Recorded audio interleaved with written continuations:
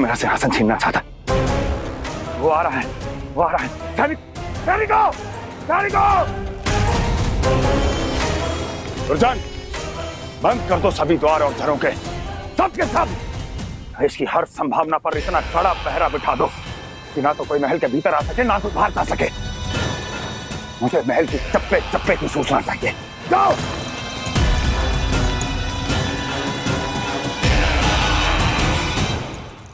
सिंहासन।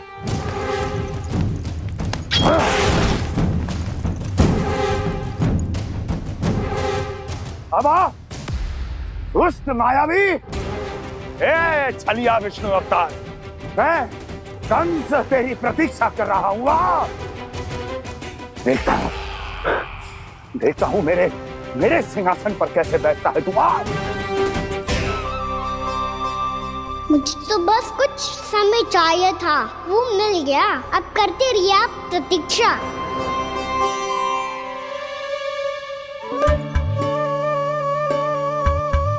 जी अपने आप से बातें क्यों कर रहे हैं जी?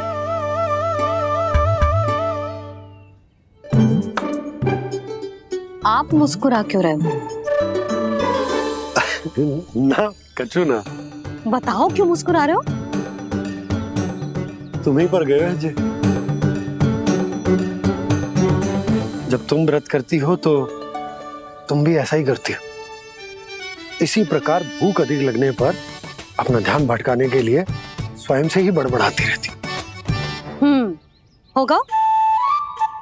आपको तो बस मेरा उपहास उड़ाने के लिए बहाना चाहिए।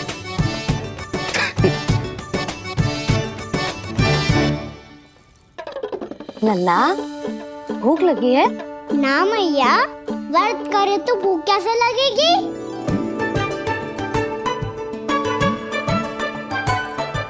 यदि लगी हो तो छोटे बालकों को थोड़ी बहुत भूल चूक क्षमा होती है। कछु ना तो फल तो तू खा ही सकते है। अब तो पूरे नियम और विधि विधान से व्रत तोड़ूंगा। कल द्वादशी के सुबह मुहूर्त के अनुसार। ठीक।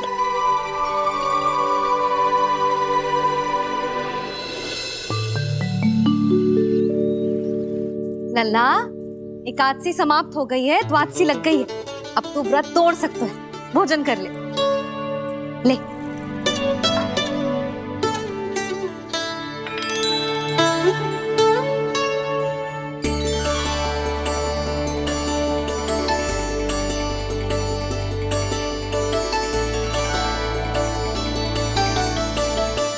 आज तो कार्य कर लीजिएगा।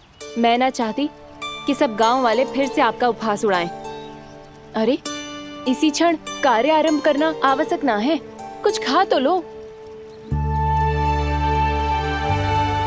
कल भी पूरे दिन व्रत में रहे, अब तो कुछ खा लो। ना ना, अभी बिल्कुल भूख ना है। और हाँ भगवान, तुम्हें चिंता करने की आवश्यकता नहीं है। आज मैं किसी को भी 2 शब्द कहने का अवसर नहीं दूंगा। अरे, कुछ खाओगे पियोगे नहीं तो कैसे रहोगे?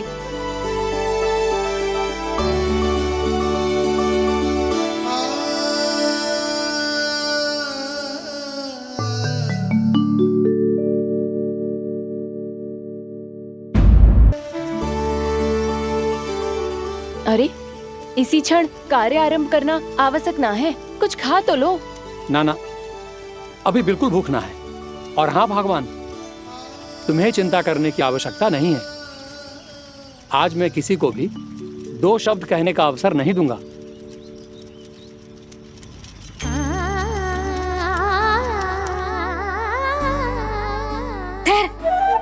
मैं तेरे लिए मट्ठा लेके आती हूँ।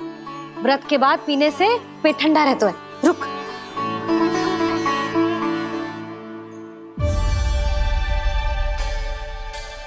भक्तों ने अभी तक व्रत नहीं तोड़ा है, मैं कैसे तोड़ लूं? भूख कहाँ से होगी? श्री हरि नाम से पेट तो भर लेते हो। श्री हरि श्री हरि श्री हरि।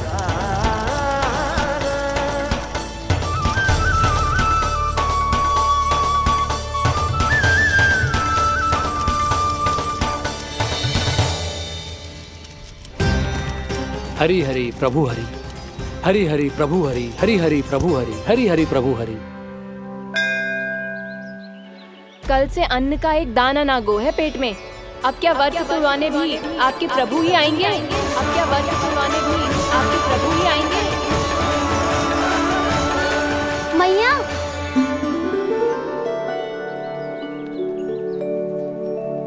मैया पहले व्रत तोड़ के कच्चू खा तो लो। अभी ना, लौट के आने के बाद। हाँ,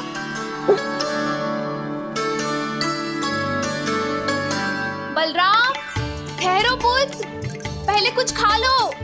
व्रत तोड़ना आवश्यक होता है।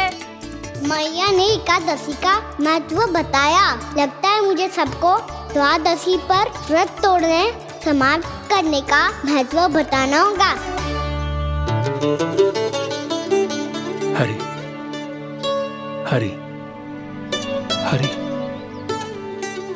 हरि हरि, मेरे हरि।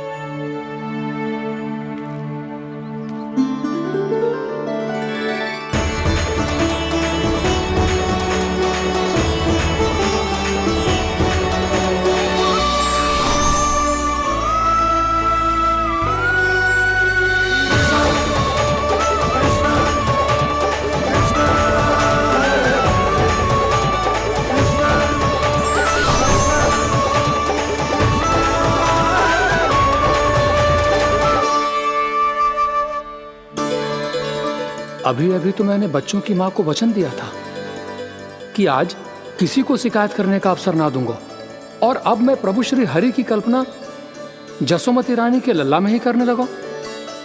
ना ना, ये ठीक ना है।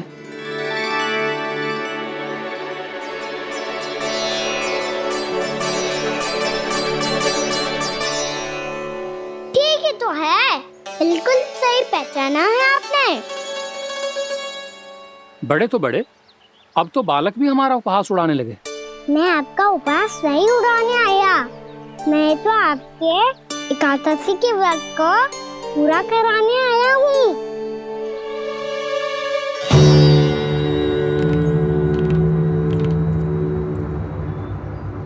कान्हा,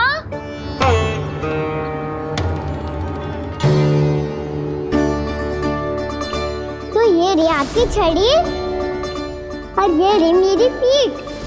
सेक बिना तापर तोड़। आज तो इसकी पीठ सेक के रहूंगी मैं। मैया घर पे भूखी मुझे ढूंढ रही होगी। लो, आज द्वादशी के दिन पहले प्रहर में भोजन करके अपना एकादशी का व्रत पूरा करो आप। धन्यवाद राजकुमार, पर अभी हमें भूख नहीं है। बहुत सारा काम पड़ा है, और अभी थोड़ी ही देर में शंकरी बहन भी अपनी मटकी लेने आती होंगी।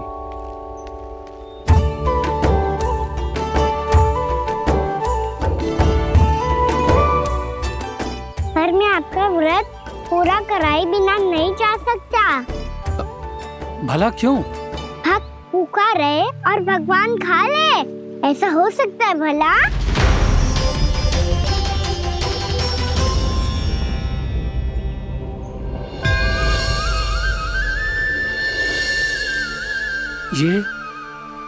ये कैसा भ्रम हो रहा है मुझे लगता है अपना काम करना चाहिए। द्वादशी के पहले प्रहर में व्रत पूरा करना बहुत आवश्यक होता है, ना तो एकादशी का व्रत भी पूरा ना मानो जातो। इतनी सारी ज्ञान की बातें तुम्हें कैसे पता है लल्ला?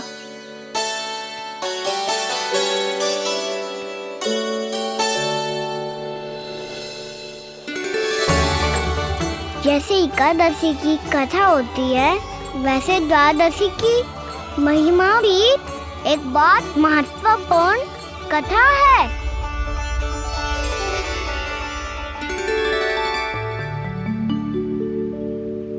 कैसी कथा? बिल्कुल सही समय पे आई हो आप, क्योंकि आपको ये कथा आपको अवश्य सुननी चाहिए।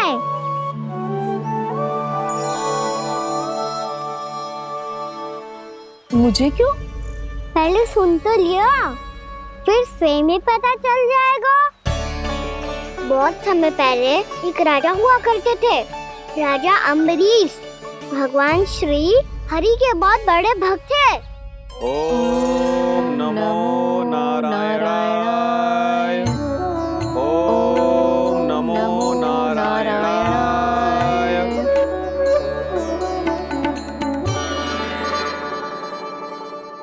नेक पुण्य के काम करते थे वो।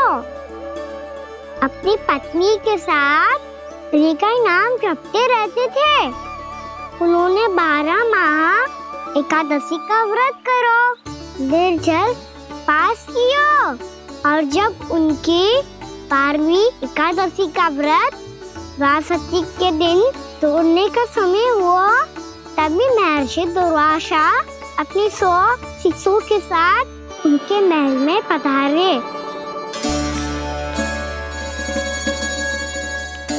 प्रणाम स्वीकार करें महर्षि। आप जैसे महान ऋषि मेरे राज्यसभा में आए, वो भी ऐसे अवसर पर जब मैं और मेरी पत्नी निरंतर 12 एकादशियों के बाद अंतिम एकादशी का व्रत तोड़ेंगे। इससे बड़े सौभाग्य की क्या बात हो सकती है हमारे लिए। आज आपके साथ साथ मेरा और मेरे शिष्यों का एकादशी व्रत भी पूरा होगा। संभव है प्रभु की इच्छा यही हो कि हम सब अपना व्रत एक साथ तोड़ें। ये तो अत्यधिक प्रसन्नता की बात है महर्षि। तो फिर ठीक है, हम सब यात्रा से थके हैं। व्रत तोड़ने से पहले हम स्नान करना चाहते हैं। जैसी आपकी इच्छा महर्षि। जब तक आप लोग लौटेंगे तब तक आपके सारे प्रबंध यहाँ हो चुके होंगे।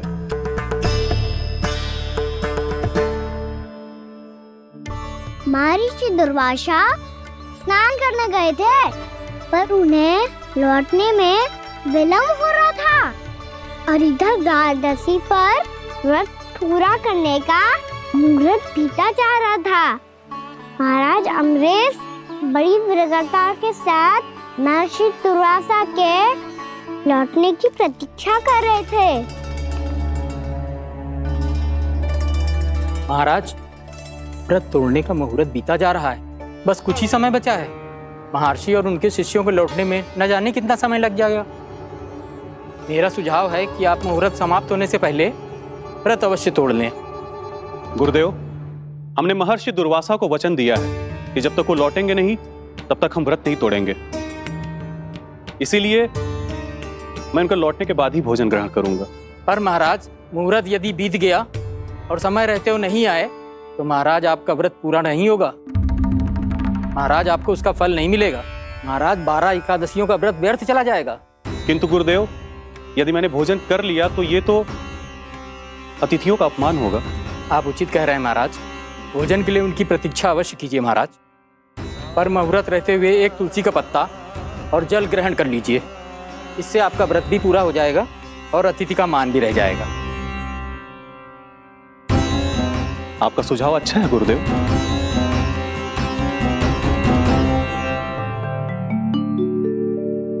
जैसे ही महाराज ने तुलसी का पत्ता खाया, वैसे ही महर्षि दुर्वासा लौट आए। महाराज,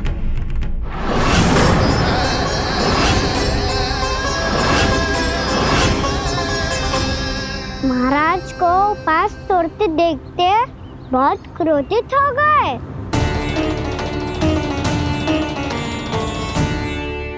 बहुत बड़े भक्त हैं आप, परंतु आप ये नहीं जानते अपने अतिथियों के साथ कैसा व्यवहार करना चाहिए। आपने हमें साथ भोजन करने का वचन दिया था, पर अपना व्रत क्यों तोड़ा आपने? महर्षि, मैंने भोजन नहीं ग्रहण किया। कहीं मुहूर्त न निकल जाए, इस कारण मैंने एक तुलसी का पत्ता ग्रहण कर लिया। 56 भोग खाया हो या एक पत्ता, अपना व्रत तोड़कर अतिथियों का अपमान किया है, मेरा अपमान किया है। अब आपको दंड भोगना होगा ताकि आप सीख पाएं कि अतिथियों के साथ कैसा व्यवहार होना चाहिए। महर्षि, आप जो भी दंड मुझे देंगे मुझे स्वीकार है, किंतु आप क्रोधित मत होइए। क्रोध का कारण आपने दिया है महाराज। एक महर्षि का अपमान करके राक्षसी प्रवृत्ति का परिचय दिया है आपने। इसीलिए अब एक राक्षसी आपको दंड देगी।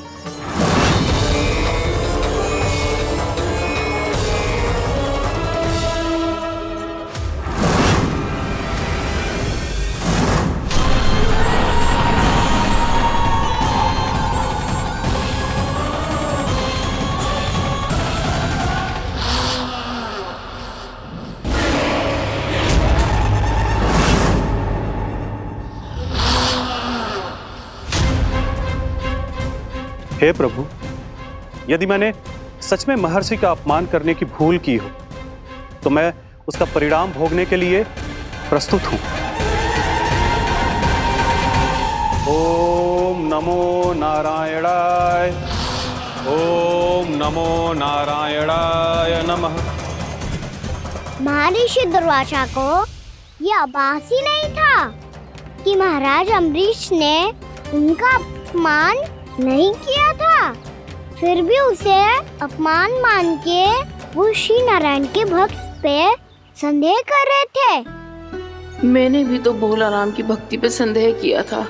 हे नारायण, ये क्या पाप हो गया मुझसे? संदेह किसी अपमान से कम ना हो तो, और भगवान सब सह सकते हैं, पर उनके प्रिय भक्तों का अपमान सहन ना कर सकते। इसीलिए उन्होंने हस्तक्षेप करने का निर्णय लिया।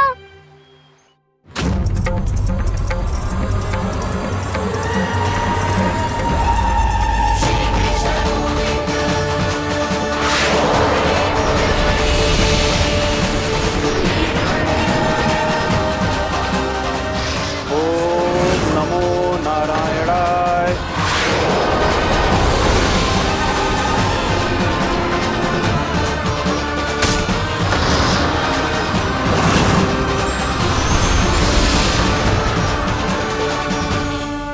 और फिर भगवान का वो सुदर्शन चक्र महर्षि दुर्वासा के पीछे पड़ गया।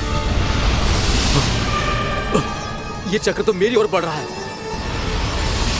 ओम नमो नारायणाय। ये कैसे संभव हो सकता है? कोई रोको इसे, कोई रोको इसे।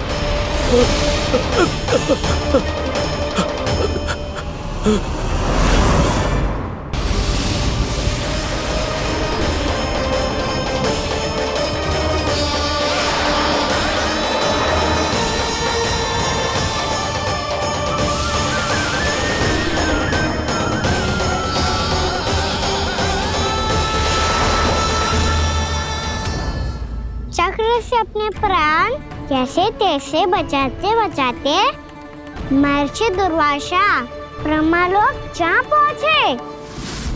ब्रह्मदेव, रक्षा कीजिए ब्रह्मदेव, सहायता कीजिए, मुझे बचाइए ब्रह्मदेव, रक्षा कीजिए। ये सुदर्शन चक्र मेरे प्राणों के पीछे पड़ गया है, मुझे बचाइए ब्रह्मदेव, मुझे बचाइए। महर्षि, मैं चाहकर भी आपकी सहायता नहीं कर सकता।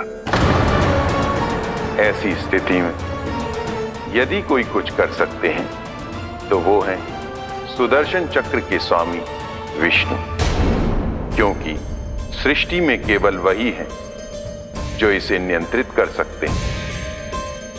वो ही इसे वापस लौटने का आदेश देकर आपके प्राणों पर छाए हुए संकट को दूर कर सकते हैं। किंतु हां, मैं सुदर्शन चक्र से इतना अवश्य कहूंगा कि जब तक आप विष्णु लोक में पहुंच नहीं जाते, वो आपको किसी भी प्रकार की हानि ना पहुंचाए। आपका बहुत बहुत धन्यवाद, आपकी सदा ही जय हो।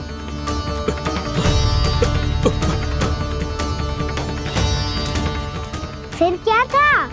भागते भागते महर्षि दुर्वासा सीधे भगवान श्री हरि के शरण में बैकुंठ पहुंच गए। त्राहिमाम प्रभु, त्राहिमाम, मुझे बचाइए, मेरी सहायता कीजिए प्रभु, मेरी सहायता कीजिए। मैं आपके इस चक्र और ऊर्जा से नहीं भाग सकता प्रभु, कृपया करके अपने सुदर्शन को रोकिए, इसे वापस लीजिए प्रभु। यह असंभव है महर्षि। एक बार सुदर्शन चक्र मेरे हाथों से छूट जाए तो अपना उद्देश्य पूरा किए बिना, मेरे भक्तों की रक्षा किए बिना वापस नहीं लौटता। कोई तो उपाय होगा प्रभु, कृपया करके मेरे प्राण बचाइए प्रभु। मैं सुदर्शन की ऊर्जा से जलकर भस्म नहीं होना चाहता प्रभु। आप जो कहेंगे मैं करूंगा प्रभु। मेरी सहायता कीजिए प्रभु, मेरी सहायता कीजिए। मुझे नहीं लगता कि आप वो कर पाएंगे। मैं अवश्य करूंगा। मैं अपनी प्राण रक्षा के लिए कुछ भी करूंगा प्रभु। आपने मेरे भक्त राजा अम्बरीश को भक्ति का कर्तव्य निभाने के लिए अपमानित और दंडित किया है महर्षि, पर भक्त की रक्षा करना भगवान का कर्तव्य है। इसलिए यदि आप भक्त राजा अम्बरीश के पास जाकर क्षमा याचना करें और यदि वो आपको क्षमा कर दे तो ही ये चक्र आपके प्राण लिए बिना लौट सकता है। अन्यथा आप तो जानते हैं महर्षि, मेरे भक्त का अपमान मेरा अपमान। भक्त का अपमान भगवान के अपमान से कम ना हो तो है। महर्षि दुर्वासा को भी ये बात समझ आई और फिर उन्होंने महाराज अम्बरीश से क्षमा याचना की। महाराज महाराज महाराज महाराज महाराज, मुझे क्षमा करें महाराज। मुझसे बहुत बड़ी भूल हो गई महाराज, मुझसे बहुत बड़ी भूल हो गई महाराज। महर्षि, आप हमारे चरण छुए ये उचित नहीं। महाराज महाराज अम्बरीश, आप नारायण के सच्चे भक्त हैं। मैंने आपको अपमानित किया, दंडित करने का प्रयास किया महाराज। इस अपराध के लिए मुझे क्षमा कीजिए महाराज, और इस सुदर्शन चक्र से मेरे प्राण बचाइए महाराज।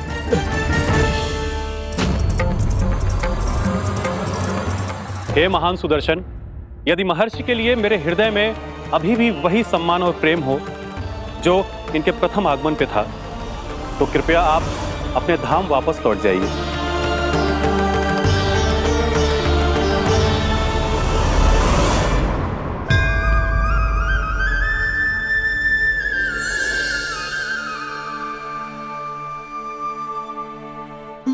आपका बहुत बहुत धन्यवाद महाराज अम्बरीश। मैं आपको आशीर्वाद देता हूं कि आप देवराज इंद्र के समान शक्तिशाली हों। आपकी कीर्ति का पताका 10 दिशाओं में फहराए। मेरी बस एक ही इच्छा है महर्षि, कि मैं आपके साथ अपना उपवास तोड़ सकूं। अवश्य महाराज, हम सब भोजन आपके साथ करेंगे और अपने आप को नारायण की सेवा में अर्पित करके व्रत को पूरा करेंगे, क्योंकि आज जो यहाँ हुआ है उससे सिद्ध हो चुका है कि एकादशी व्रत का फल द्वादशी की सुबह भोजन करने से ही प्राप्त होता है। इस कथा से हमें पता चलता है कि सभी को द्वादशी के सुबह भर पेट भोजन करके एकादशी का व्रत पूरा करना चाहिए। और दूसरी बात, भगवान की सच्ची भक्ति अपमान कभी ना करना चाहिए। उनके साथ सदैव प्रेम से व्यवहार करना चाहिए। यही भगवान को सबसे अधिक प्रिय है। भैया भोलाराम, मैंने भी श्री हरि पे तुम्हारे विश्वास का उपहास उड़ाया था, मुझे क्षमा कर दो। ना ना, आप क्षमा मांगकर मुझे लज्जित मत करो। आप तो मेरी बहन जैसी हैं। जब महर्षि दुर्वासा जैसे महान ऋषि को भी प्रभु के भक्त से क्षमा मांगनी पड़ी, तो मैं तो बहुत ही तुच्छ हूँ। मुझे आपकी किसी भी बात का बुरा ना लगा। पर पता है प्रभु को कौन सी बात कब बुरा रखता है? कौन सी बात? जब उनका भक्त भूखा रहे, हमें भी अपना व्रत पूरा ना करे। और जैसा कि आप सभी ने अभी कथा से सीखो है, एकादशी के व्रत को द्वादशी की सुबह अवश्य पूरा करना चाहिए। अब आप जाओ, अपना व्रत पूरा करो।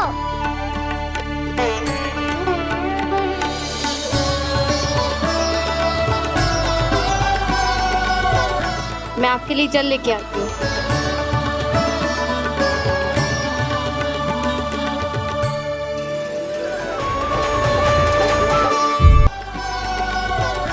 मैं आपके लिए जल लेके आती हूँ।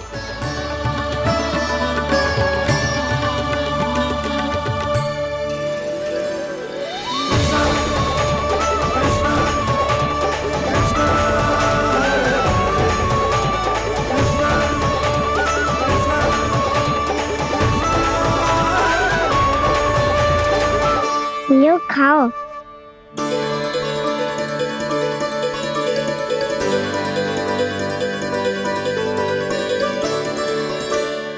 कान्हा,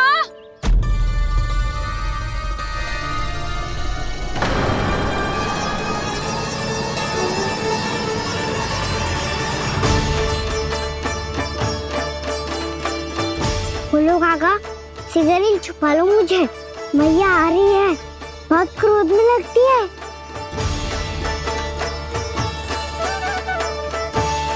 आज तो बहुत दंड मिलेगा। अभी क्षण भर पहले तो ये साक्षात भगवान के रूप में बात कर रहे थे और अब अचानक ही ऐसे बालक बन गए जो मैया से दंड मिलने के भय से व्याकुल हैं। बोला काका किस सोच में पड़ गए, सिगरेट छुपा लो मुझे।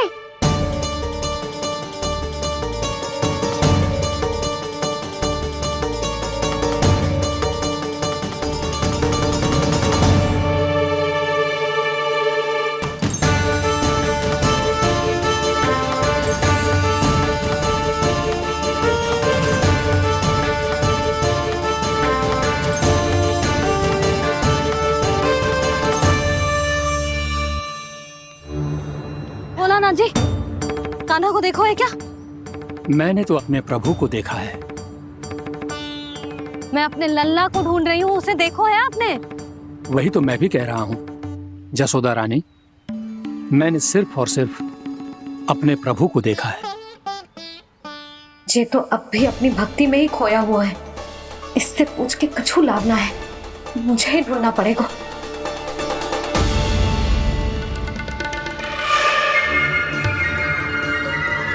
बच गए। संकरी मौसी, कान्हा को देखो है क्या कहीं?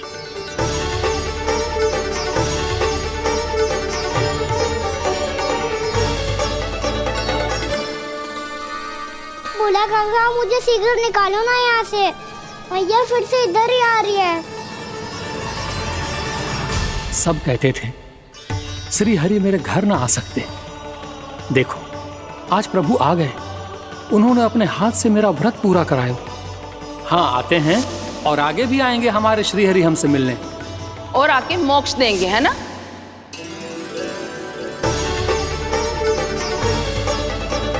सिगरेट निकालो ना बोला काका, भैया आ रही है। मैं ना निकालूं? क्यों? मेरा अर्थ है मैं निकालूंगा, अवश्य निकालूंगा, पर तब तक नहीं निकालूंगा जब तक आप मेरी सारी बातें मान नहीं लेते हैं। कौन सी बात? प्रभु मुझे मोक्ष प्रदान कर दीजिए प्रभु। तथास्तु। ना ना ना ना प्रभु, मेरे साथ साथ मेरे परिवार को भी मोक्ष दे दीजिए। तथास्तु। अब तो निकाल दो, मैया देख लेंगी। ना प्रभु, मेरे परिवार के साथ मुझसे जुड़ी हुई हर वस्तु, जीव जंतु, प्राणी, गाय बैल भैंस, सभी को मोक्ष प्रदान कर दीजिए प्रभु। तथास्तु। प्रभु आप सच में अद्भुत हैं। मैंने जो मांगा आपने बिना सोचे समझे सब प्रदान किया। मैं ही अपनी मांगे बढ़ाता रहा। प्रभु प्रभु मुझे क्षमा कर दीजिए, प्रभु मुझे क्षमा कर दीजिए।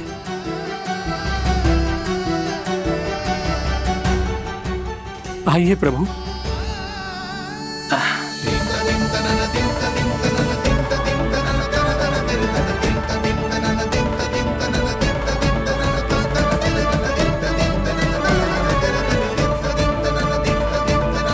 प्रभु आप तो प्रभु हो, हरि हो, भगवान हो।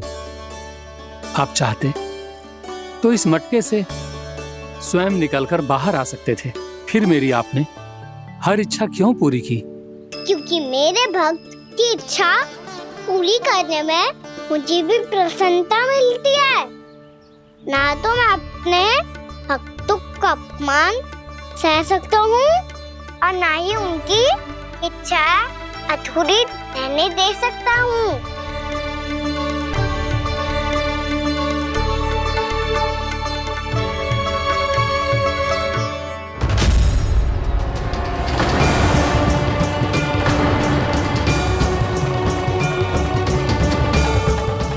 कही थी तूने?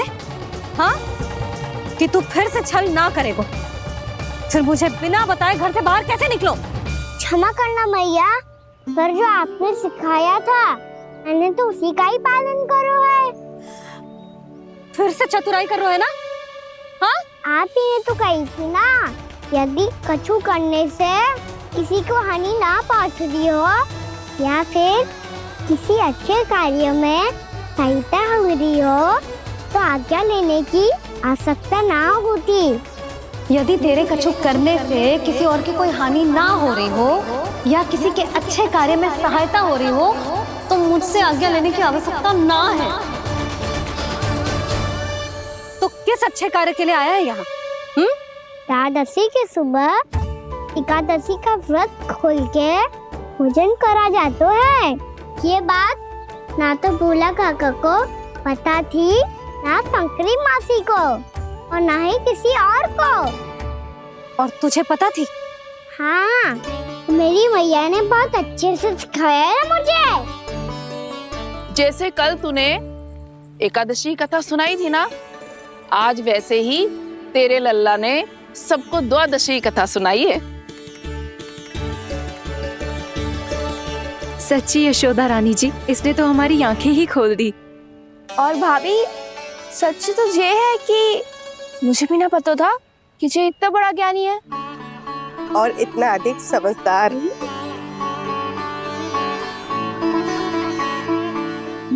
द्वादशी की कथा? वो तो मैंने इसे कभी सुना ही ना है। फिर इसे कैसे पता थी? रानी जी, जो स्वयं भगवान हैं, भला उन्हें कैसे कुछ नहीं पता होगा। मैंने तो इन्हें पहचान लिया, और हाँ, आप सब लोग भी इन्हें अपने अंतर्मन की आंखों से देखिए, हो सकता है इन्हें पहचान पाएं। ये कोई और नहीं है, श्री नारायण है, मेरे श्री हरि, मेरे प्रभु। जय श्री हरि।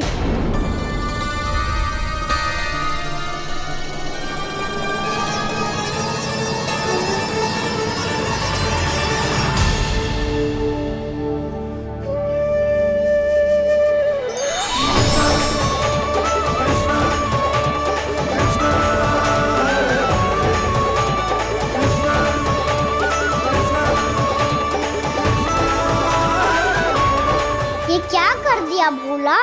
जिस रास्ते को मैंने इतनी कठिनाई से बचा के रखा था, सबके सामने उसे उजागर कर दिया तुमने।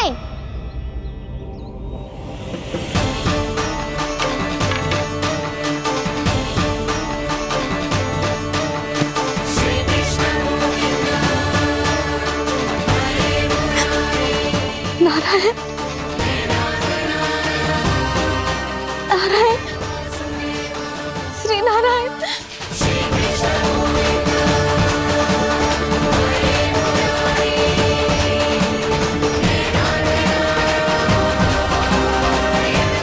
श्री नारायण।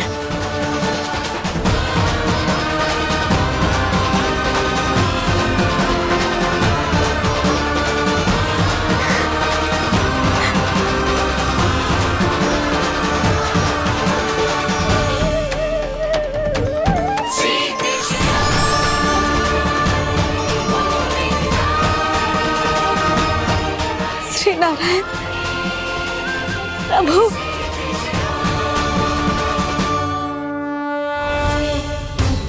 जिस रास्ते को इतने यत्न से संभाल के रखा था, आज वो सबके सामने खुल गया। और तो और मेरा भेद मैया को भी पता चल गया। बाबा सब कहते रहे, पर मैंने एक न मानी। सबने कही थी कि आप भगवान हैं, पर मैं मूर्ख आपको पहचान ही ना पाई। कितनी अभागी हूं मैं।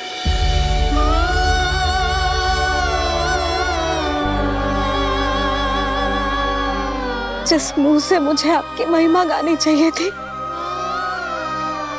उसी मुंह से मैंने आपको डांटा है।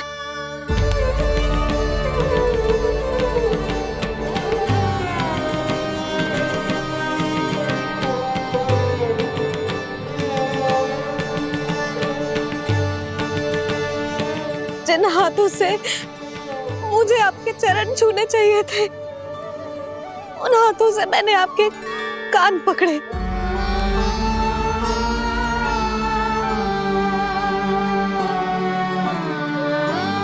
मुझे तो आपकी सेवा करनी चाहिए थी प्रभु, और मैंने आपको दंड दियो, आपको घर से बांध दियो।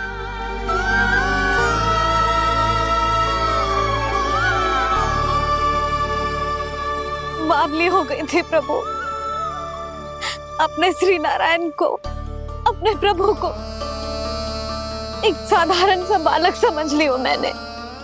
मैं आपके लिए भगवान नहीं हूँ मैया, साधारण बालक ही हूँ, बस आपका लल्ला। बुद्धि भ्रष्ट हो गई थी, भूल पर भूल करती चली गई।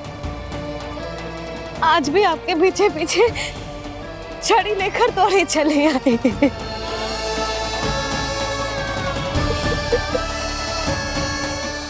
अपने आप को दोष मत दो मैया, आपके ममता के लिए तो जन्म लिया है मैंने। हमारा से मन बदलने मत दो, मेरे लिए वही पुरानी भैया बनी रहो आप, और मुझे रहने दो आपका वही नटखट लल्ला। मुझे क्षमा कर दो प्रभु, मुझे क्षमा कर दो। बाबा ये कैसा अंत हो गया आज? मैया तो मुझे भगवान मानने लगी, पर मैं इसे स्वीकार नहीं कर सकता। अभी नहीं बाबा, इतनी शीघ्र नहीं। आप ऐसे खड़े क्यों बाबा? कुछ ऐसा करो ना कि मैया फिर से मेरे मैया बन जाए। उनकी दृष्टि में भक्ति नहीं, ममता चाहिए मुझे। कान्हा, मेरे सामर्थ्य में हो तो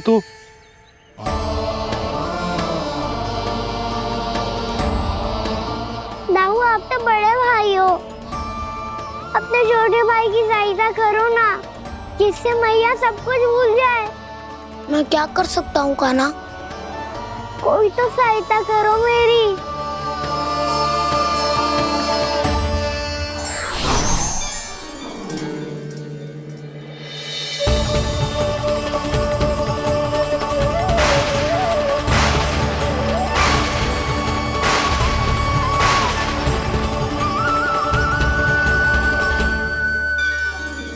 अपने आप को संभालिए प्रभु।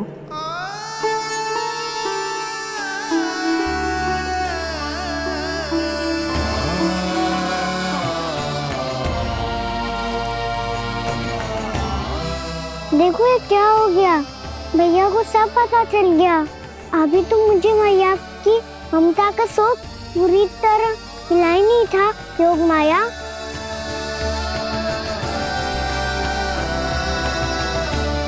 मेरी सहायता करो ना। कितनी अद्भुत है ममता की शक्ति।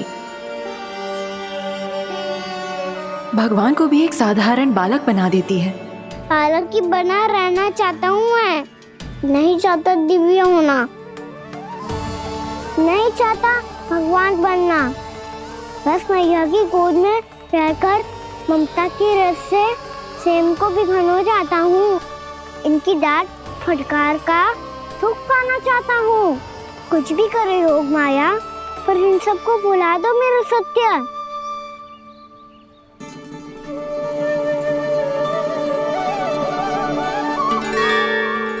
पर इन्हें तो मोक्ष का वरदान मिल गया है प्रभु, इसलिए इनके लिए समय की गति को लौटा पाना संभव नहीं होगा। प्रभु, अब मुझे ये सब भूलने की कोई आवश्यकता नहीं है। मुझसे जो त्रुटि हुई है अब वो दोबारा कभी नहीं होगी, और आज के बाद आपका ये सत्य मैं किसी को नहीं बताऊंगा प्रभु, क्योंकि मुझे पता चल गया है कि आपका यशोमती मैया के लल्ला बने रहना कितना आवश्यक है।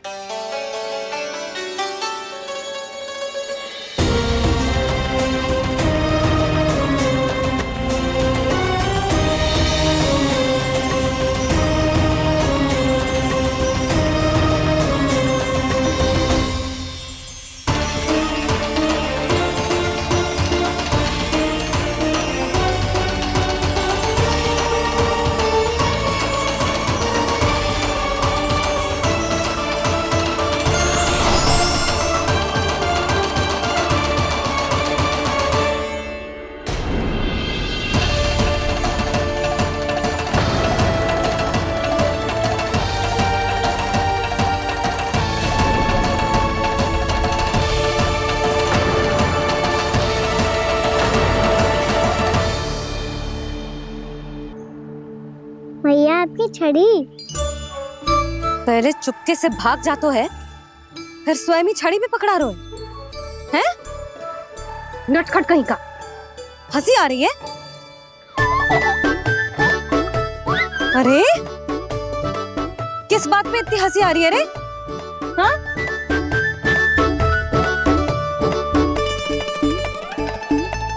आपकी लीला अद्भुत है प्रभु, और अद्भुत है आपका मैया के प्रति प्रेम। हंसी ना है मैया, ये तो प्रसन्नता है, अपने मैया से मिल जाने की प्रसन्नता। अच्छा, ढूंढ मैं तुझे रही हूँ और तू कह रहे हो कि मैं मिल गई तुझे? तू घर चल लल्ला, अच्छे से पिटाई करूंगी तेरी।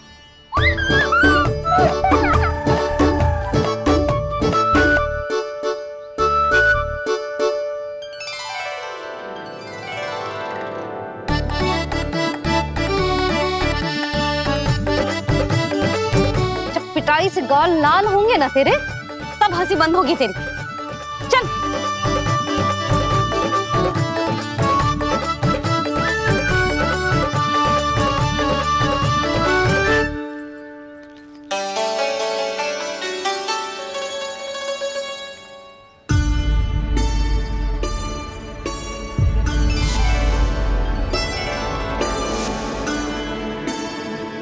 लगता है भैया की और चतन स्मृति वापस आ रही है।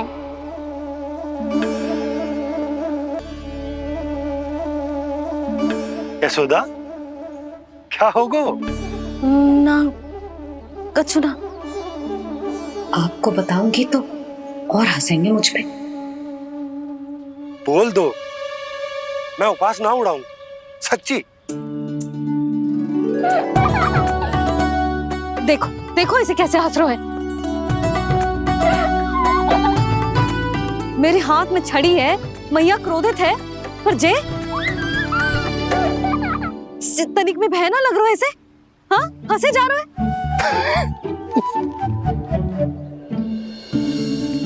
दोनों बाबा लल्ला एक जैसे हो। चल तू, चल चल। दाऊ, आप तो बड़े भाई हो, अपने छोटे भाई की सहायता करो ना, जिससे मैया सब कुछ भूल जाए। सुबल, तू कच्चू खा क्यों ना रो है? व्रत ही करना था तो बलराम के जैसे कल कर ले। तो कल तो एकादशी भी थी। कान्हा के बिना कछु करने का मेरा मन ही ना कर। तो बात तो सच्ची है, उसके बिना गोचारण भी ऐसा लगता है जैसे कितना भारी कार्य है, व्यवस्था में करना पड़ता है। सही कह रहे हो तुम दोनों। मैं तो गोपालक भी इसलिए बना था ताकि कान्हा के संग खेलने को मिल जाए। बलराम तो हमारा सगा कम और मुख्य अधिक है।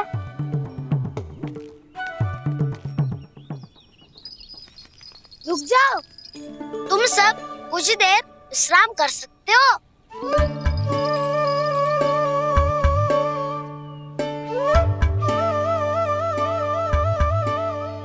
तू बोल। ना मैं ना बोलूंगा, तुम दोनों ही बोलो। और तुम सबका सखा पहले हूँ और टोली का मुखिया बाद में, इसलिए घबराने की आवश्यकता नहीं है। जो भी बात है बिना हिचक बता सकते हो मुझे। तो फिर कुछ ऐसा करो ना कि कान्हा फिर से हमारे साथ गोचारण करने के लिए आने लगे।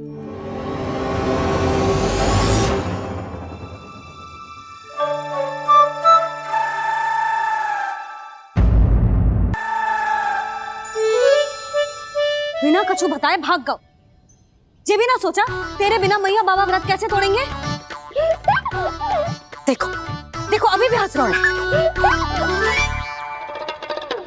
क्या होगा ऐसे?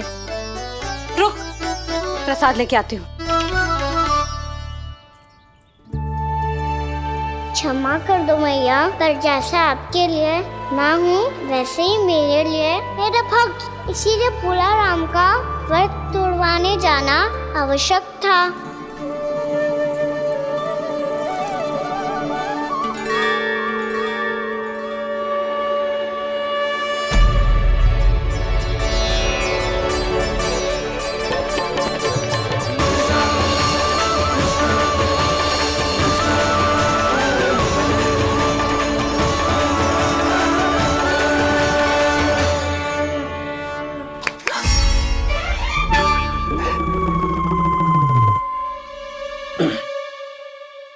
सुधा, फिर से खो गई तुम।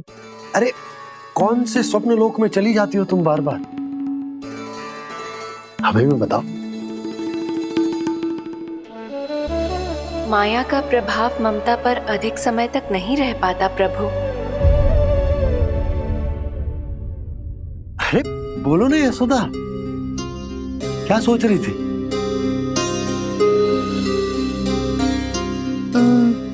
मैंने ना श्री नारायण को देखो है। हाँ तो वो तो मैं भी देख रहा हूँ, यही तो है हमारे सामने। ये वाले ना, तो मैंने साक्षात श्री नारायण को देखो है, वो भी अपने कान्हा के भीतर देखो। कान्हा के भीतर? ना मतलब कान्हा और ये दोनों आमने सामने थे। मैं कुछ समझो ना यशोदा। नारायण और कान्हा दोनों आमने सामने थे? ना, मेरे कहने का अर्थ है कि कान्हा और श्री नारायण एक दूसरे के आगे पीछे थे। अच्छा, तो मतलब श्री नारायण आगे थे और कान्हा पीछे था। पर अगर कान्हा पीछे था तो तुमने कैसे देखा?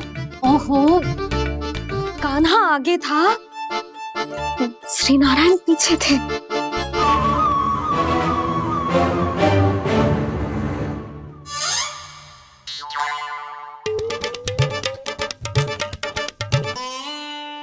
यशोदा, एक बार फिर से सोचकर बताओ कि नारायण आगे थे या कान्हा आगे था? ठीक से याद कर। बहुत बता तो रही हूँ जी, थोड़ी धुंधली धुंधली सी स्मृति है। बाबा, इससे पहले कि उनके संदेह की अग्नि स्मृति की वायु पाकर और भड़क जाए, कुछ भी करो पर बुझाओ इसे। स्वप्न देखो है तुमने? हाँ, संभव है स्वप्न ही था। पर यदि स्वप्न था तो सुबह सुबह उठते ही उसकी स्मृति क्यों ना आई? अब क्यों आ रही है उसकी स्मृति? और वो भी तब से जब से मैं भोलाराम के यहाँ से कान्हा को लेके आई हूँ। और जब मैं गई थी तो छड़ी मेरे हाथ में थी, पर फिर कान्हा ने मुझे छड़ी दी और मैं बैठी हुई थी। इस बीच कछु तो हुआ है। भैया की अचेतन स्मृति वापस आ रही है। अब मुझे ही कुछ करना होगा। मुझे लगता है जी, जब मैं वहां गई ना, भैया व्रत पूरा करने का सुबह मुहूर्त निकल जाएगा और अब तो भूख भी बहुत तीव्र लग रही है। हे नारायण, मैं तो भूल ही गई कि लल्ला भी तो कल से भूखा है।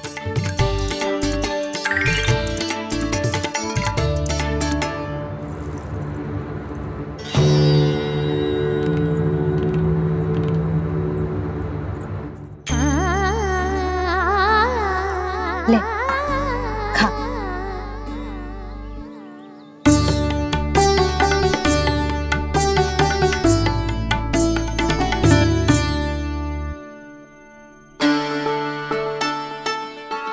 संतान की चिंता में सब कुछ भुला दे, ऐसी ही होती है ममता।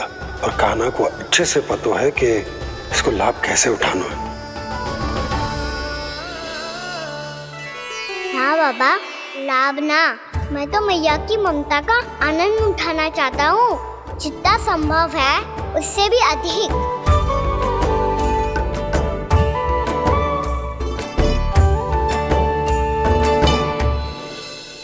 बलराम, कान्हा को फिर से गौचारण आने के लिए केवल तू ही मना सकते है। तुम्हें ही वो क्षमता है, हमारी टोली के मुख्य गोपालक जो हो तुम। हाँ, और कान्हा के दाव भी तो हो तुम। हाँ, वो तुमको मना ना कर पाएगा। तुझे छोटा होने के नाते तुम्हारे आदेश का पालन तो करना चिंता मत करो सखाओ। मैं कछु कहूँ और कान्हा ना माने ये तो संभव ही ना है।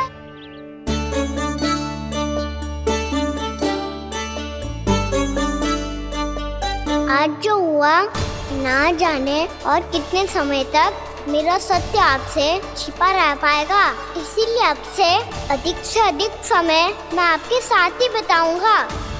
मैंने कह दिया तो समझ लो, पत्थर पे रेखा खिंच गई।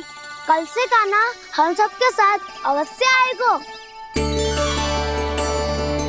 अपना सारा समय हमारे साथ बिताएगा वो।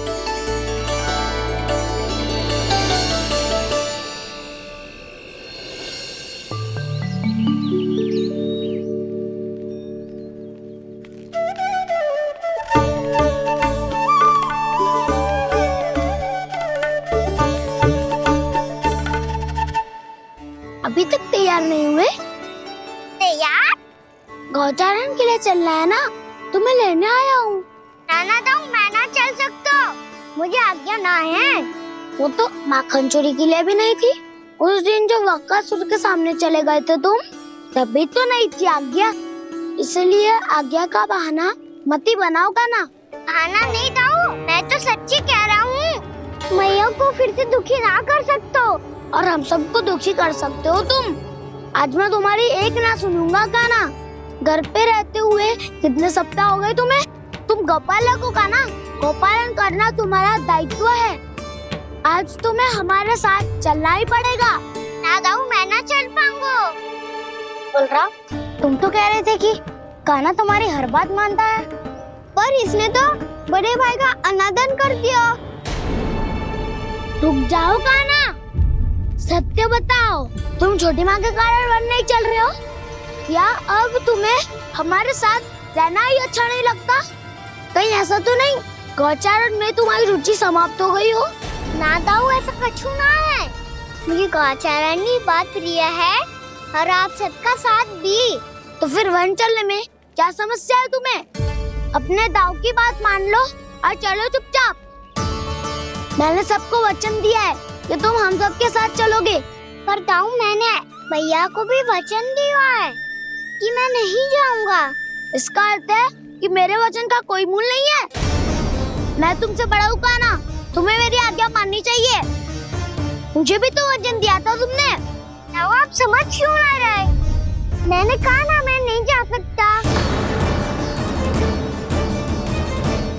रुक जाओ कान्हा।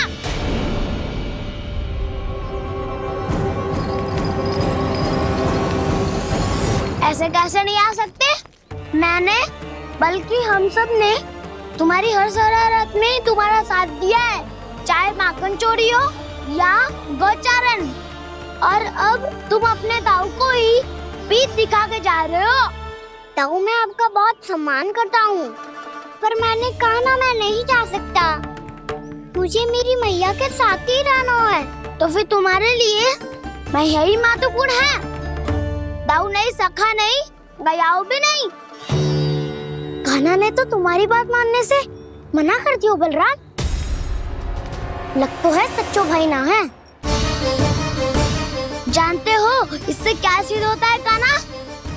कि तुम छोटी माँ के पुत्र नहीं हो, कि तुम छोटी माँ के पुत्र नहीं हो।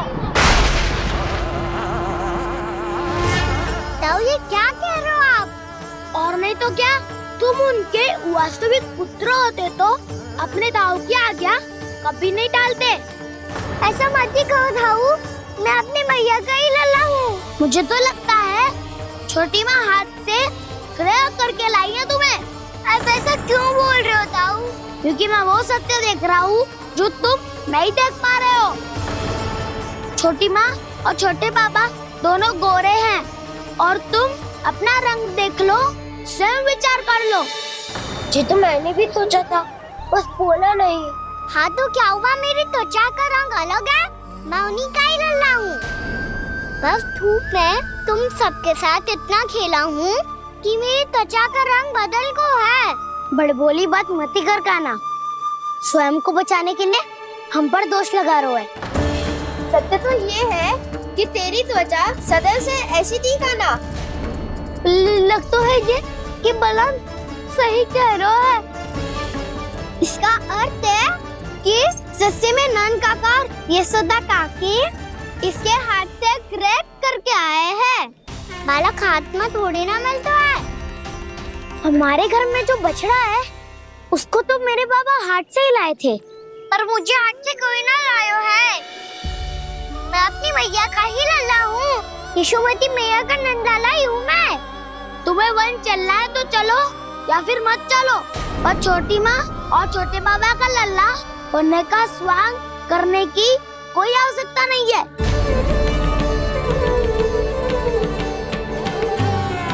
तुम भी अति करते हो क्या ना? कब एक बालक की तरह व्यवहार करते हो और कब भगवान की तरह, कुछ समझ में नहीं आता। भगवान की तरह? मैंने भगवान क्या क्या? हाँ हाँ कह दिया तो कह दिया। खड़े खड़े मेरा मुंह क्या देख रहे हो? चलो। या फिर तुम सबको भी अपने मैया के पल्लू में बंधकर घर पे ही रहना है।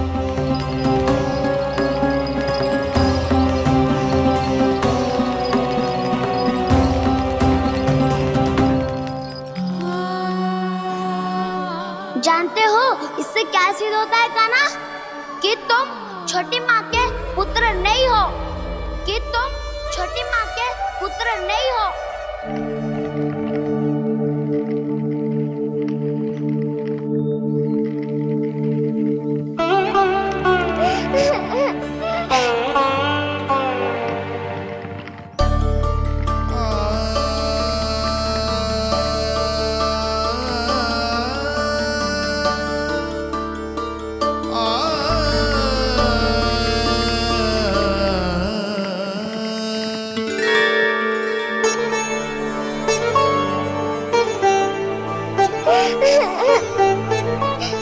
क्या हो गो लल्ला, रो क्यों रहा?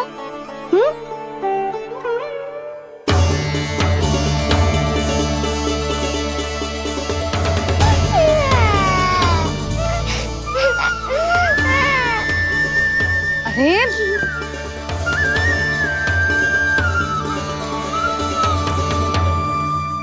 मैया को ना बताए को लल्ला, क्या हुआ? हाँ लल्ला, क्यों रो रहा है लल्ला? बता, किसी ने कुछ कही है क्या? क्या होगा लल्ला? मैं आपका लल्ला ना हूँ।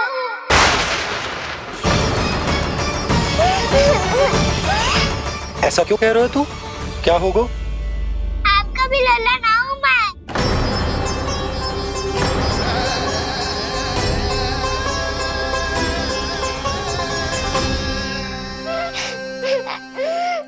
लल्ला, कान्हा, जे क्यों कह रहे हो लल्ला?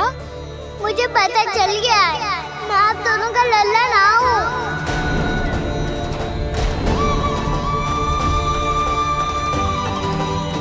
कुछ भी उल्टा सीधा बोल रहे हो, तू मेरा ही लल्ला है ना। आप मुझे हाथ से गिरा करके लाई हो।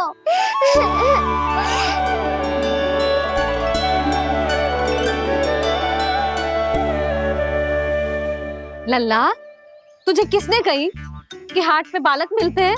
मिलते हैं, पूरी गैया का बालक भी तो हाट से ही आयो है। अच्छा, क्षण भर के लिए मान लिया कि हाट में बालक मिलते हैं, पर तुझे कैसे पता चला कि तुझे हाट से ही लेके आए? मेरा रंग देखो और फिर अपना हाथ देखो। मैं रात के अंधेरा जैसा हूँ और आप दिल की उजारी जैसी। पापा का रंग भी आप जैसा ही है, बस मैं ही बावला हूँ।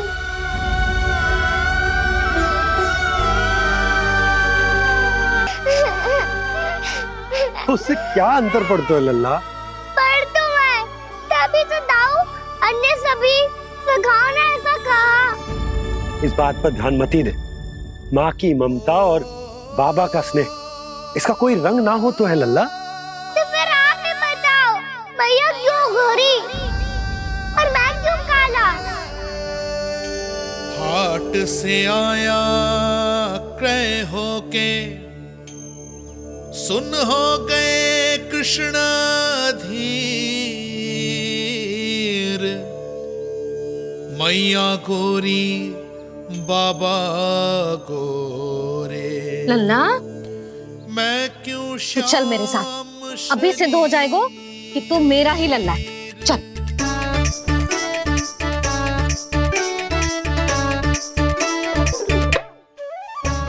ये दोनों लल्ला और मैया का मन कछु समझ ही ना आता, कछु ना कछु उटपटांग करते ही रहते हैं दोनों।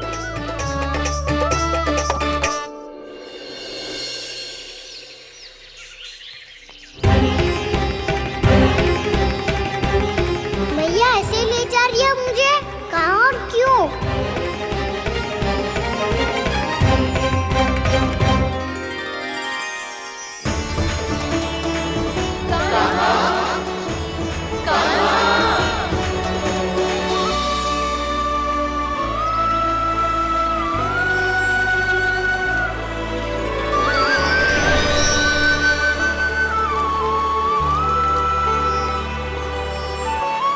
खाना आए हैं, कितने दिनों के बाद खाना आए हैं।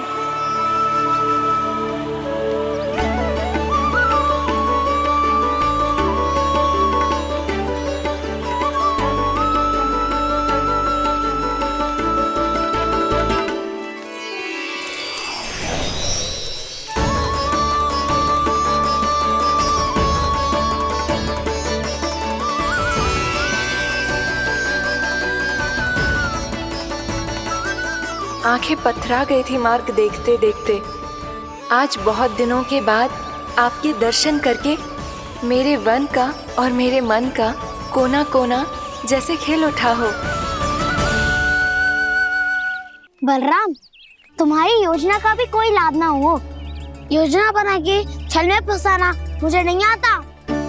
इस सब में तो केवल कान्हा ही प्रवीण है। कल उसने यशोदा काकी से हम सबकी शिकायत कर दी तो लग तो है कर ही दी, वो देखो। आजा।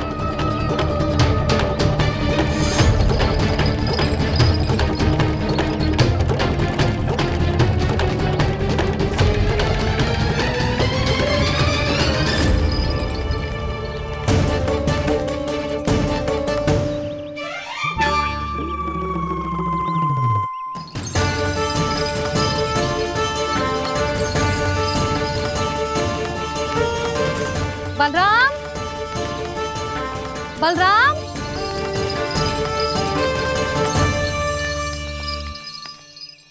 जे बसंती कहाँ है?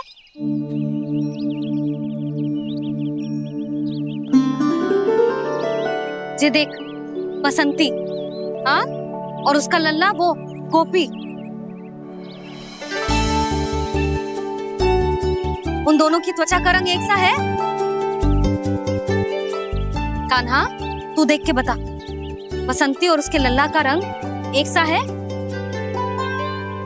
और ये देख डमरू, इसका जन्म तो तेरे सामने हुआ था ना? हाँ? और उसकी मैया गोमती, इन दोनों की त्वचा का मिलान कर, एक सा रंग है?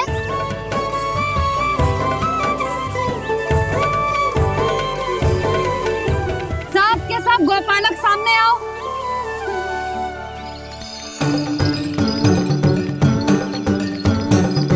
अब तुम सब भी देख के बताओ, दोनों की त्वचा एक जैसी है या रंग अलग अलग है?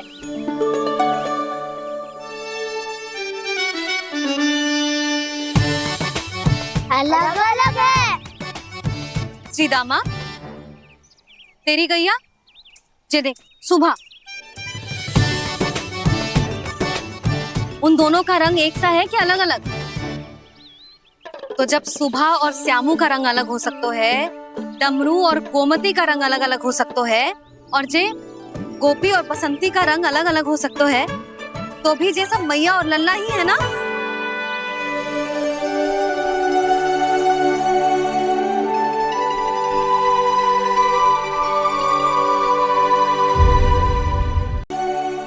यदि मेरे और लल्ला का रंग अलग अलग है तो हम मैया और लल्ला ना हो सकते? इसका अर्थ है कि मैं सच्ची में आपका ही लल्ला हूँ? किसी को कोई संदेह है कि हम मैया लल्ला ना हैं?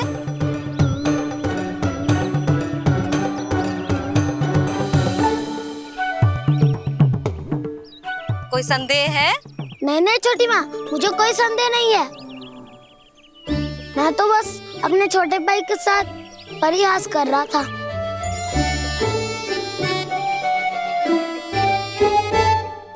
कान्हा, तू सदैव मेरा ही लल्ला था, मेरा ही लल्ला है और मेरा ही लल्ला रहेगा। समझ आई?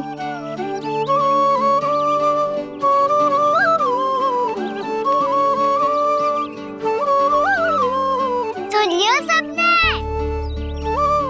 मैं हूँ यशोमती मैया का कंताला, मैं हूँ यशोमती मैया का कंताला, मैं हूँ यशोमती मैया का कंताला।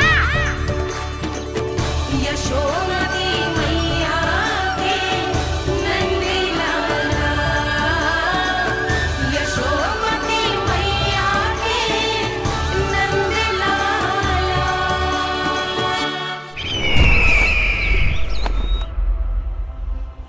मैं हूँ यशोमती मैया का कंताला, मैं हूँ यशोमती मैया का कंताला, मैं हूँ यशोमती मैया का कंताला।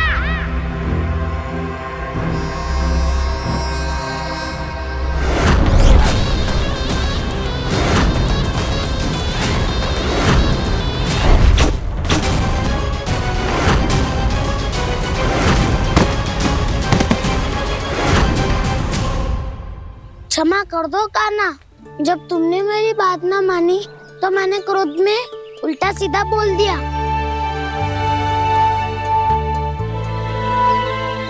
मैं तो बस यही चाहता था कि तुम फिर से बनाने लगो, फिर से बन जाओ अपनी गोपालक टोली के मुखिया।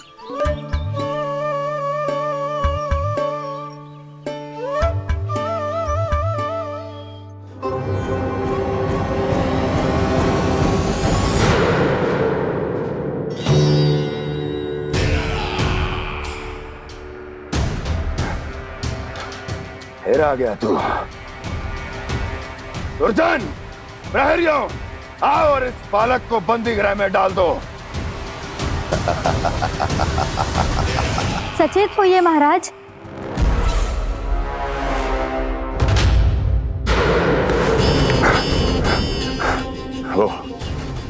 वो विष्णु अवतार कहाँ है? वो बालक कहाँ है? यहाँ नहीं है, वो आपके मस्तिष्क में है। उसे अपने साथ खिलवाड़ मत करने दीजिए महाराज।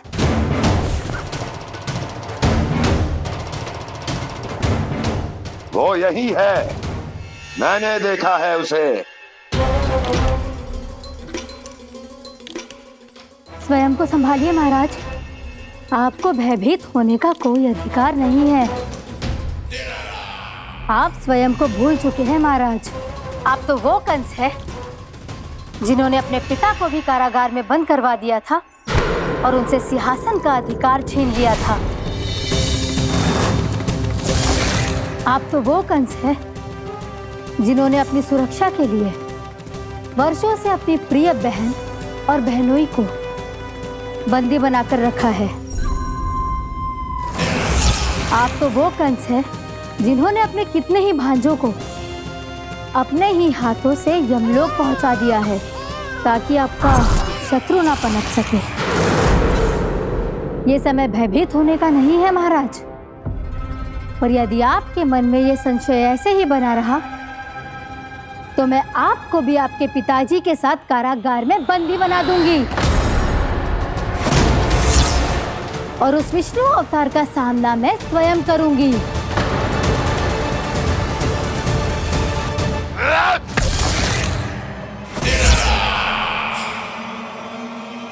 राजद्रोह का परिणाम जानती हो ना महारानी? यही क्रोध उसे दिखाइएगा महाराज। किसी ऐसे योद्धा को ढूंढ के लाइए जो उसका वध कर सके, और हाँ, किसी ऐसे योद्धा को खोज कर लाइए जो अब तक भेजे गए हर योद्धा से शक्तिशाली हो। यदि आप चाहें तो मैं इस कार्य में आपकी सहायता कर सकती हूँ महाराज।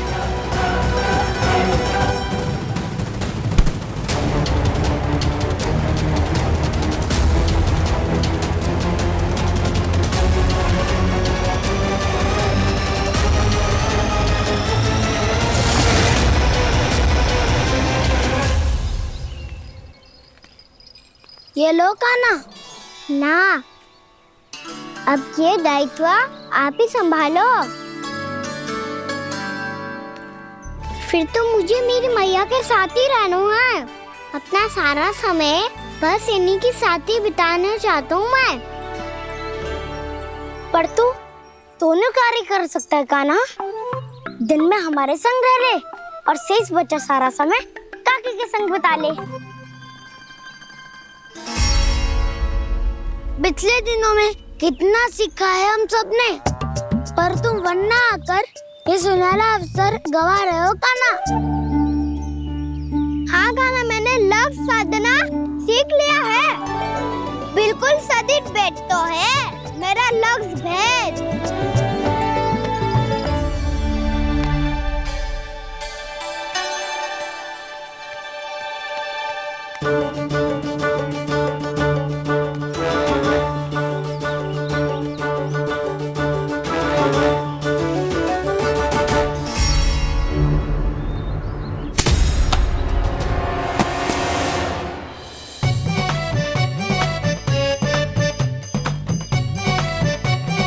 अरे वाह बसंता, तूने तो बहुत अच्छा लक्ष्य साधा है।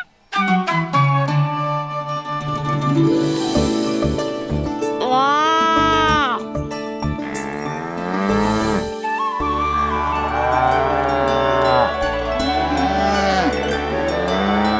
तूने देखा कान्हा, मैंने गैयाओं के साथ बात करना सीख लियो है।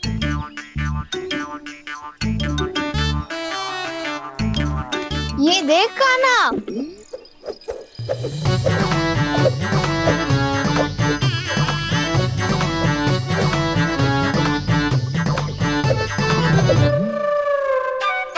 देखा, मैंने भी लाठी चलाना सीख लियो है। अब मैं सबकी रक्षा कर सकता हूँ।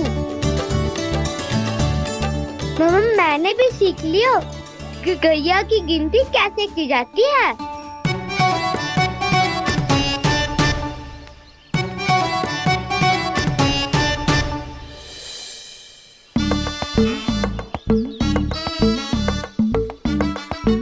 वो देखो, बलराम शक्तिशाली होने का अभ्यास कर रहे हैं।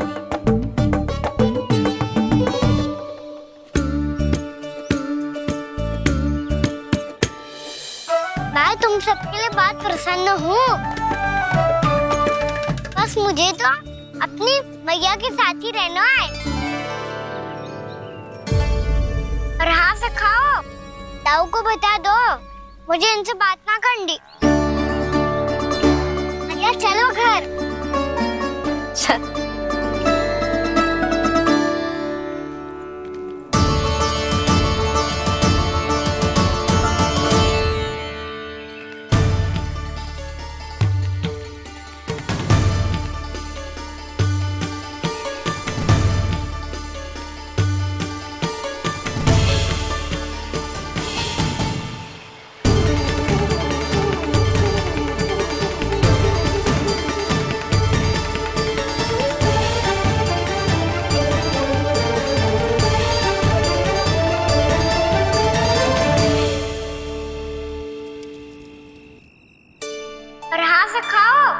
ताऊ को बता दो मुझे इनसे बात ना करनी।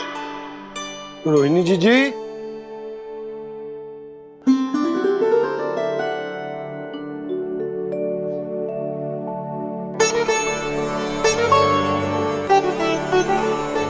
बलराम, क्या होगा? इतना दुखी क्यों है?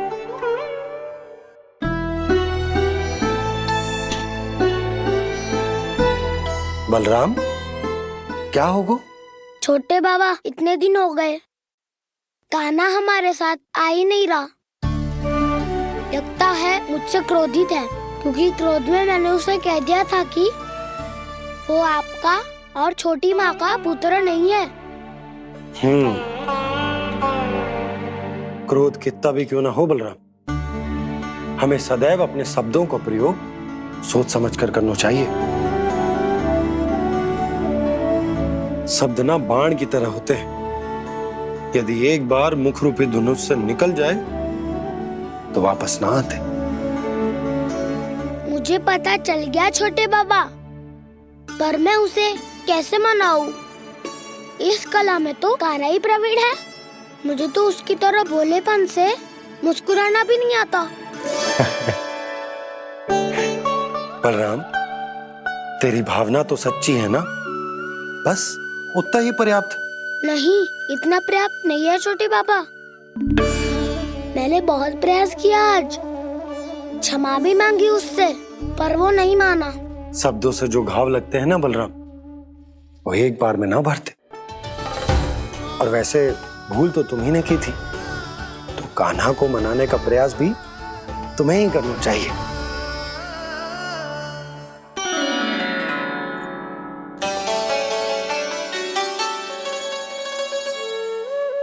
आज तूने अपने दाऊ से अच्छे से बात ना की, क्यों? दूध पीने के बाद अपने दाऊ के पास जा और ठीक से बात कर। मैं क्यों जाऊं भैया? उन्होंने मुझे कितना कछु बोला है। तेरे दाऊ की भावना तुझे दुख पहुंचाने की ना थी लल्ला, कब तक क्रोधित रहेगो? और वैसे भी वो है तो तेरे दाऊ ही ना। छोटा भाई है ना तुम्हारा, अच्छे से मनाएगो तो मान जाएगो। एक बार और प्रयास करके देखो। पहल करने से हम छोटे ना हो जाते लल्ला, और अपनों की भूल को हमें क्षमा कर देना चाहिए। ऐसे छोटी छोटी बातों को हृदय से लगाने से संबंध बिगड़ जाते हैं। समझ आई? आप सही कह रहे हो छोटे बाबा। बलराम का बल तो छोटे भाई से ही है। मैं अपने संबंध को और भी अधिक बलशाली बनाऊंगा। अरे कहाँ जा रहे हो? अरे मैं भी आ रहा हूँ। मैं अभी जाके उनसे बात करता हूँ।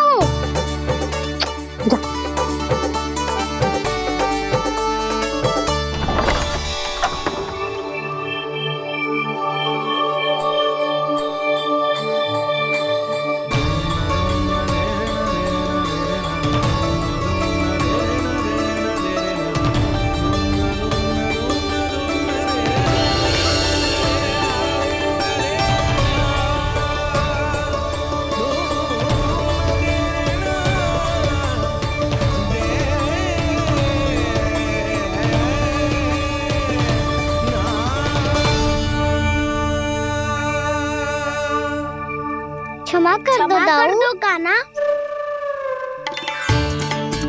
आप तो पहले ही क्षमा मांग क्यों क्या? पर तुम क्यों क्षमा मांग रहे हो? क्योंकि मैंने अपने दाऊ की आज्ञा ना मानी। नहीं कान्हा, मैया की आज्ञा मेरी आज्ञा से अधिक महत्वपूर्ण है।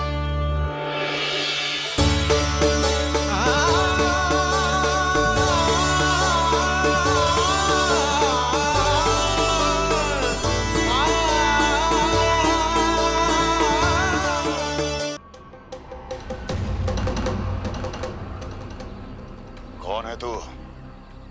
कौन हो तुम?